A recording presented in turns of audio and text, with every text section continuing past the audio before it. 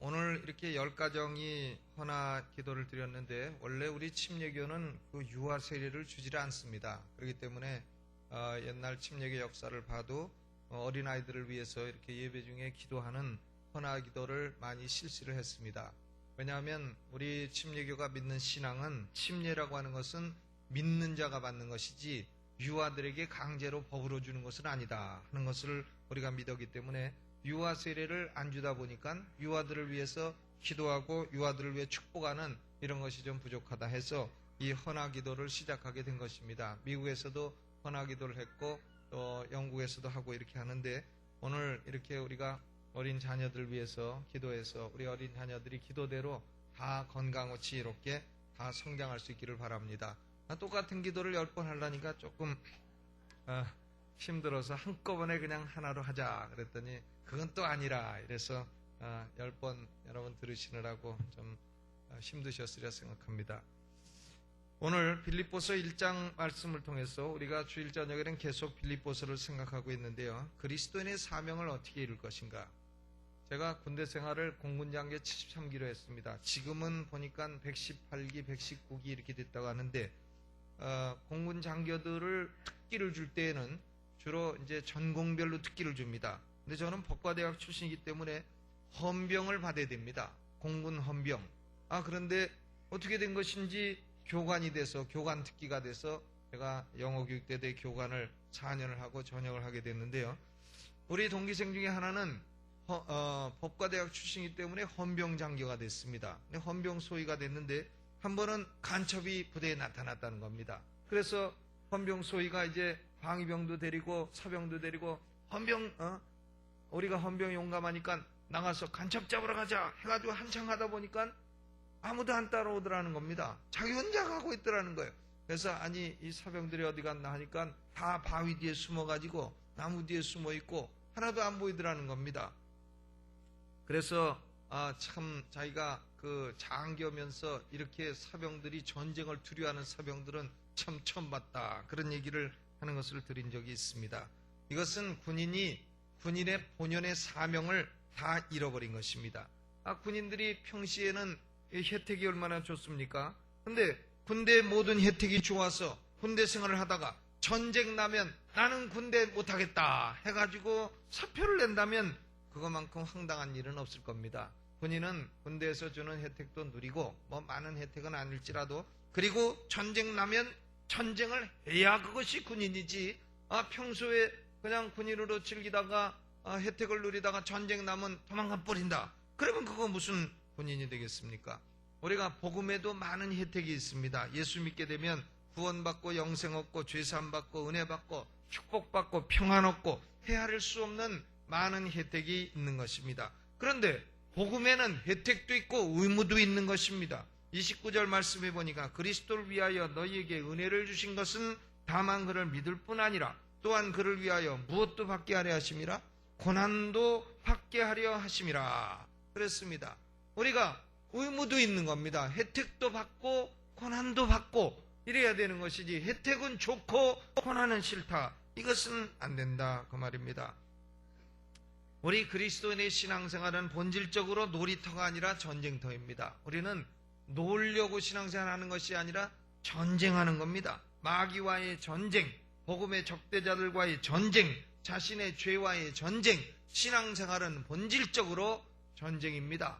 영적인 악한 세력과 전쟁이다 그 말입니다. 그러므로 우리는 복음을 위해서 싸워야 될 사명을 가지고 있는 것입니다. 그리스도의 분사된 사명을 가지고 있다 그 말입니다. 우리의 사명은 뭐냐면은 복음의 신앙을 전파하는 겁니다. 거기 27절 후반에 보면 한뜻으로 복음의 신앙을 위하여 협력하는 것과 그랬습니다. The faith of the gospel, 복음의 신앙.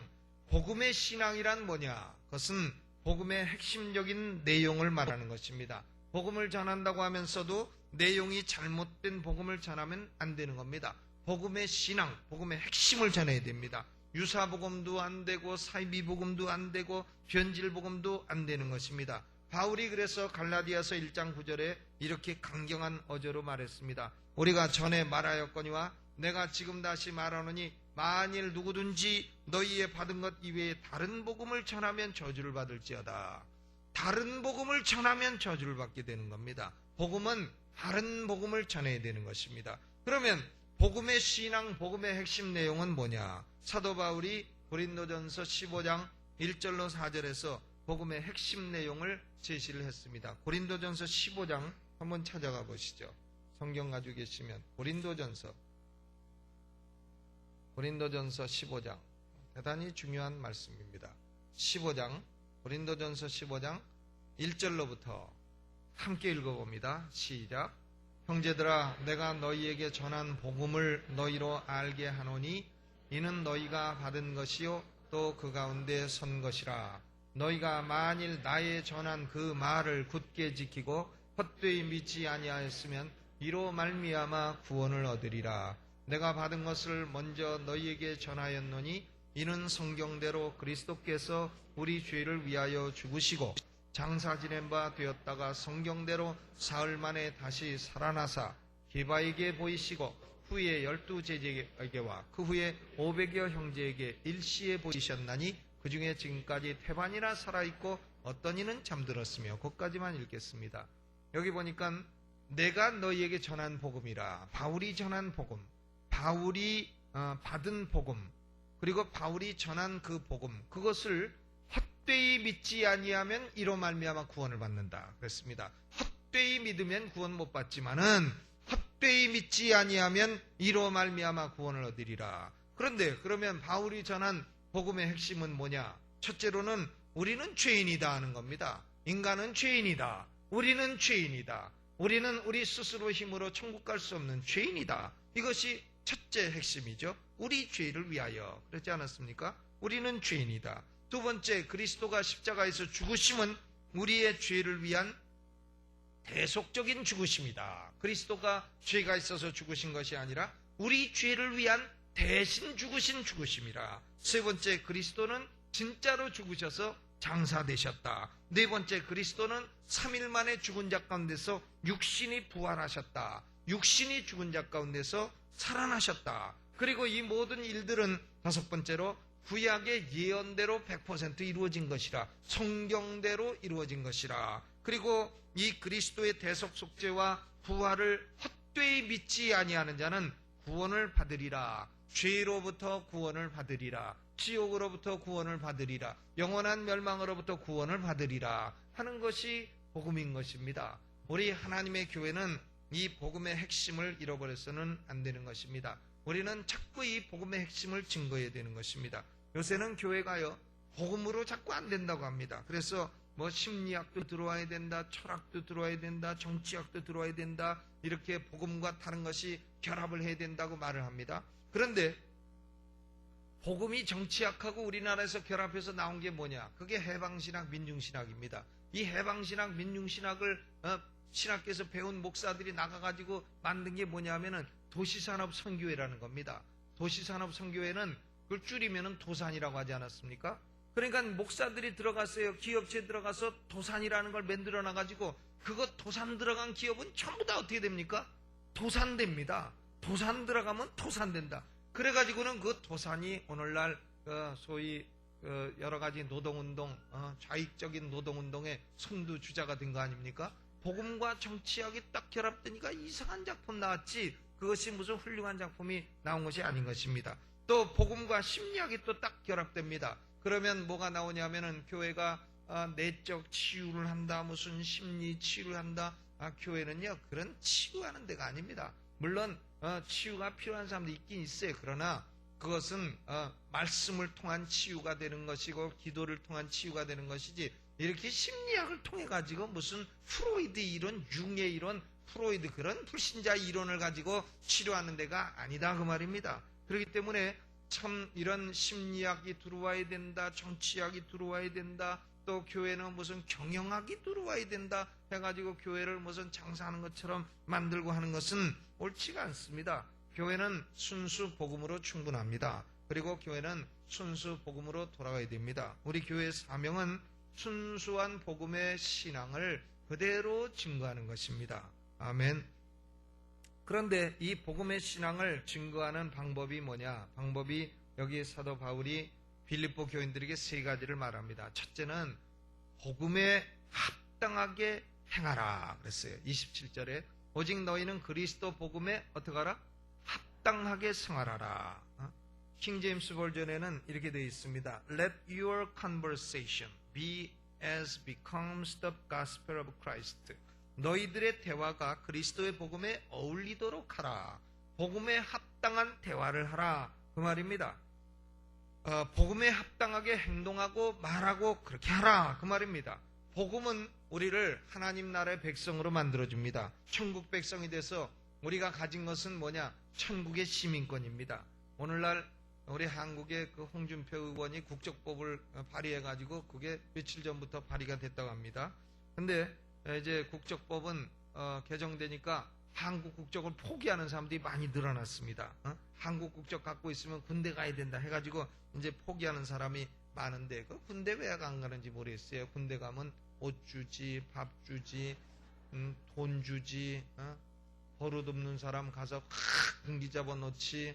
그 애들 군대 보내는 거 참 좋습니다. 군대 가면 이제 집안에서 한둘 자라가지고 이기심만 가득 찬 사람이 거기 가면 공생력을 배우는 것이기 때문에 이 공생력을 배우면 그 사람이 나중에 사회생활할 때 얼마나 유리한지 모릅니다. 그러니까 이 군대는 좋은 겁니다. 군대 가급적이면 사병 보내고 장교 보내고 이렇게 해서 가서 시간 꽉 채우고 군대 생활하고 나오기를 바랍니다. 그런데 군대 안 가려고 대한민국 국적을 포기합니다. 전 뭐 그런 사람 비난하고 싶은 생각은 없습니다.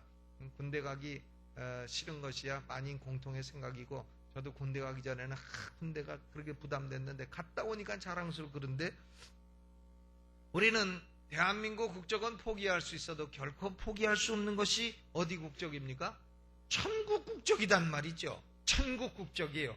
그러므로 천국 시민권을 가진 사람은 세상에 살아도 세상 사람처럼 말하거나 행하지를 않는 것입니다. 세상 사람과 똑같이 말하고 똑같이 행동하는 사람이 복음을 증거하면 세상 사람들이 뭐라고 합니까? 말도 똑같이 하고 욕하고 그냥 시비 걸고 싸우고 날 시기하고 다투고 미워하고 그런 사람이 복음을 증거한다. 그러면 세상 사람들이 뭐라 합니까? 네 글자 너나 잘해. 너나 잘해. 그 한마디 들을 뿐이지 그 복음이 제대로 전파되지가 않는 것입니다. 그래서 첫째로는 복음에 합당하게 행하라 하는 겁니다. 두 번째로는 복음을 위해서 협력해라. 27절 후반에 뭐라고 되어 있어요? 복음의 신앙을 위해서 협력해라. 영어 성경에 보면 복음의 신앙을 위해서 한 사람처럼 한 사람인 것처럼 일해라. As one man. 한 사람이 된 것처럼 한 마음으로 일을 해라. 그 말입니다. 이 빌립보 교회에 사도 바울이 서신을 쓰게 된 이유 가운데 하나가요. 마음이 나뉘어서 싸우던 여자들이 있었습니다. 그게 4장 2절에 보면 유오디오와 순두계라 그랬어요. 4장 2절 한번 보세요. 내가 유오디아를 권하고 누구를 권하노니? 순두계를 권하노니. 순두계를 읽으면 꼭 순두부 생각이 나서 근데 순두부를 권하노니 순두계를 권하노니 주 안에서 같은 마음을 품으라. 이 유오디아와 순두계가 말이죠. 두 사람이 여자 두 사람이 마음 갈려가지고 싸우고 맨날 욕하고 하면 목사가 그 얼마나 괴롭습니까? 목사는 그저 이 사람도 성도고 저 사람도 성도인데 둘이 맨날 싸우고 있으면 하나 나가라 그럴 수도 없고 둘 나가라 그럴 수도 없고 다 나가라 그럴 수도 없고 다 나가봐야 교회 손해 목사 손해니까 그럴 수도 없고 어떻게 됩니까? 그저 협력해서 잘 지내라 이럴 수밖에 없는 것입니다. 하나님의 교회는요 서로 마음을 합해야 되는 겁니다. 아멘. 우리 강남중앙침례교회는 마음을 합하기만 하면 참 큰 일을 할 수 있는 그런 교회입니다. 우리가 사람들을 보면 당신은 어떻게 삽니까? 그러면 나는 내 소신대로 삽니다. 이런 얘기 많이 하는데요. 소신, 이 소신이라는 게요 어떤 데 보면 참 좋은 얘기 같지만 그러나 대부분은 위험하고 부정적인 어떤 고집을 말하는 경우가 많습니다. 그러니까 사람이 자기 소신도 옳은 소신은 좋은 거지만요 옳은 소신을 가지고 뭉치는 건 좋은 거예요. 그런데 옳지 않은 소신 가지고 뭉친 것은 붕당, 패당, 건 도당, 잔당 그런 걸 만드는 것에 불과한 것입니다. 그러므로 우리가 소신을 뭐 굽히지 않고 한다. 그건 좋아요. 그건 좋은데 옳은 소신일 때 그렇게 하는 거고, 그저 소신이 있더라도 남의 소신도 존중하고, 그리고 자기 뜻도 굽히고 자기 소신도 굽히고 마음을 낮추고 그렇게 해서 한 마음으로 합해지시기를 주의 이름으로 축원합니다. 그리고 교회에서는요, 서로 교회에서 행하는 일은 가급적 좋은 눈으로 보시기를 바랍니다. 사람이 삐딱한 눈을 가지고 삐딱한 마음으로 보면 다 시비 걸 수 있어요. 뭐든지 다 시비 걸 수 있고 한데, 비판자의 입장에 서지 말고 당사자의 입장에 서서 한번 생각을 해보면 이해할 수 있는 것이 아주 많은 겁니다. 예를 들어 아이고 저 사람 왜 저래, 그래도 우리가 입장 바꿔놓고 생각해서 그 사람 입장이 돼가지고 한번 생각해 보세요. 그러면 아이고 그럴 수도 있겠구나, 이렇게 이해할 수도 있는 겁니다. 그러니까 이런 것을 상대방의 입장에 서서 상대방을 이해한다 하는 걸 한자 말로 네 가지 뭐라고 합니까? 예? 한자 말 네 가지, 네 글자인데 역지사지. 역지사지. 사정을 바꿔서 한번 생각해 보면 이해할 수도 있고 협력할 수도 있게 된다, 그 말입니다. 그리고 우리가 말을 들어도요, 한편 말 들으면 막 그냥 참 분노가 일고 하겠지만, 또 상대방 다른 사람이 와서 말을 들어보면 아이고 그렇구만, 오해가 풀리고 그런 겁니다. 그러니까 며느리하고 시어머니하고 싸울 때도 보면 시어머니 말만 들으면 며느리는 정말 죽일 X죠. 근데 또 며느리 말을 들어보면 시어머니는 아이고 그분 왜 오래 사시는 거요? 또 이렇게 된단 말이에요. 그러니까 양측 말을 같이 들어보면 아이고 서로 그럴 수도 있겠다, 이렇게 되는 겁니다. 그래서 우리가 이 교회에서 복음 신앙을 위해서는요, 이렇게 삐딱한 마음을 갖고 자꾸 갈구고 딴지 걸고 이렇게 되면 한번 보세요. 그런 사람의 생애가 나중에 피겠는가? 그런 마음을 가지고 살다 보면 그 사람의 생애를 하나님이 복주시겠는가? 이런 걸 한번 생각해보고, 우리는 복음 신앙을 위해서 뭘 해야 된다고요? 협력해야 된다. 협력. 이번에 성가대 나가는 것도 서로 협력을 하세요. 성가대 나가서 그 하나님께 영광 돌리는 좋은 일인데, 그냥 내 소신은 이렇다, 내 소신은 이렇다, 이런 거 자꾸 소신 얘기하지 말고요. 그냥 나간다 하면 그저 나가서 연습하고 나가고 이렇게 하면 되는 겁니다. 힘을 합력하는 것이 중요한 것입니다. 아멘.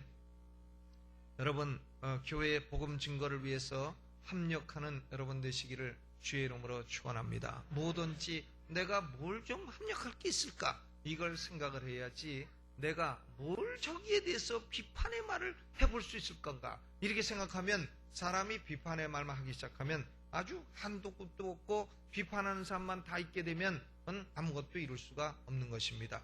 대한민국은요, 지금 우파가 많으냐 좌파가 많으냐, 우파가 압도적으로 많습니다. 대한민국은.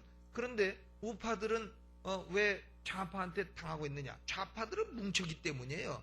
무슨 사mon가 뭔가 해가지고 팍 뭉쳐갖고 했기 때문에 우파가 많아도요 협력 안 되니까 그걸 먹은 거예요. 먹어서 지금 장악을 딱 하고 나니까는 우리 국민들은 우왕좌왕 뭐가 옳은 것이요 잘 모르고 헷갈리는 상태에 오게 된 거 아니겠습니까? 그러니까 둘만 뭉쳐도 굉장합니다. 부부가 말이죠, 둘이 뭉쳐가지고 인생을 힘있게 나가면 굉장한 일을 이루게 되는 겁니다. 형제가 둘이 뭉쳐가지고 싸우게 되면 동네 어떤 깡패도 대들지 못합니다. 이 쌍둥이가 아무리 어린애라도요, 쌍둥이 둘이 있으면은요, 그건 동네 깡패 건드리지 못합니다. 하나가 맞으면 다른 쌍둥이가 가가지고 그냥 왜 우리 형을 때리느냐고 그냥 바지깨는 게 자꾸 늘어지고 그냥 끝끝내 자꾸 늘어지면 그거 감당 못합니다. 신학교에서 한번 그런 일이 있었는데, 신학교에 하나님 안 계신 곳이 있거든요. 그게 어디냐? 기숙사 지하실입니다. 거기는 뭐 하나님이 안 계시다. 거기는 가서 이제 선배가 후배 두들겨 패고 이제 그렇게 하는 데인데, 한 사람이 말이죠, 신학교 1학년 들어갔는데 2학년 선배한테 거기서 두들겨 맞았습니다. 그러니까 이 사람이요, 하여간 딴 건 몰라도 이 사람은 힘은 없는 사람인데 끈질긴 거 하나만큼은 아주 강한 사람이에요. 그러니까 자기를 때린 사람을 붙들고 내가 뭘 잘못하겠다고 때리느냐고 아주 하루 종일 쫓아다니고 일주일 내내 쫓아다니고 한 달 내내 쫓아다니니까 때린 사람이 나중에 아이고야 잘못했다 아주 싹싹 빌지 않았어요. 그러니까 혼자도 그런데 형제가 그렇게 달라붙어 갖고 왜 때리냐고 다니면 그건 뭐 감당 못하는 겁니다. 협력하는 데는 감당 못하는 겁니다. 우리가 참 협력만 하면 큰 일을 이룰 수 있습니다. 우리 교회가요, 여기 강남 지역에서 10,000명 교인이 된다. 한번 생각해 보세요. 그러면 일주일에 교회 하나씩 개척할 수 있어요. 10,000명 교인이 일주일에 그냥 그저 한두 끼 금식하고 10,000원씩만 헌금한다 하면은 10,000원, 저녁 예배에 10,000원 헌금하면 1억이 되면 1억이면 교회 하나씩 세울 수 있어요. 필리핀 같은 데는 교회 10개씩 세워줄 수 있어요. 10개씩.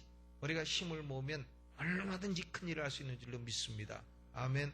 우리 모두가 합력할 수 있기를 주의 이름으로 축원합니다. 세 번째로는 복음을 위해서 필요할 때는 싸우라는 겁니다. 여기 뭐라고 했어요? 싸워라. 28절에 보니까 아무 일에든지 대적하는 자를 인하여 두려워하지 말라. 대적하는 자가 온다고 해서 두려워 떨지 말라. 또 29절에는 뭐라고 했습니까? 또한 그를 위하여 고난도 받으라. 고난도 받으라. 30절에는요. 너희에게 같은 싸움이 있다 그랬습니다.